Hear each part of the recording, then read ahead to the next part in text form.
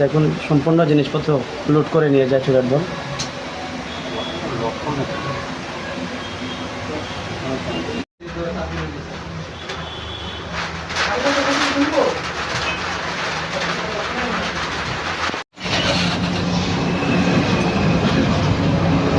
নিয়ে গেছে, লুটপাট করে নিয়ে গেছে। লুটপাট করে নিয়ে গেছে, ডিবিআর মনিটর সব নিয়ে গেছে।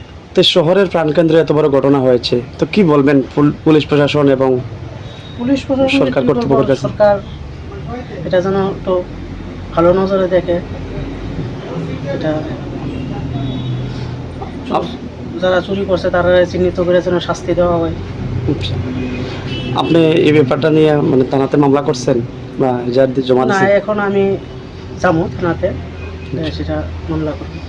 আপনার নামটা? স্বপন দেবনাথ। আপনি কি কুমারঘাট থানাতেই জানাইবেন না পুলিশের ঊর্ধ্বতন কর্তৃপক্ষের আপনারা জানাইবেন সেগুলো? এটা প্রথমে থানাতে যাই, তারপরে অন্য লেভেলেও জানাইবার চেষ্টা করব। অনুমানিক কত টাকা হবে যে আপনার দোকান থেকে যে লুটপাট করে নিয়ে গেছে চোরের দল? 15 থেকে 20 লাখ টাকা। আচ্ছা। কত বছর ধরে আপনি কুমারঘাট শহরে দোকানদারি করছেন? 20-21 বছর। 20-21 বছর। তো এত বড় একটা ক্ষয়ক্ষতি হলো, তো কুমারঘাটবাসীর উদ্দেশ্যে কি বার্তা রাখবেন আপনি? এর আগেও তো একাধিকবার চুরি হয়েছে, কোনো চোরকে শনাক্ত করতে পারেনি প্রশাসন। তো আপনার দোকানে এত বড় দুঃসাহসে চুরি হয়েছে, কি বলবেন? কি বলবো, এত বড় চুরি হয়ে গেছে, এত বড় ক্ষতি হয়ে গেছে আমার, কি বলবো।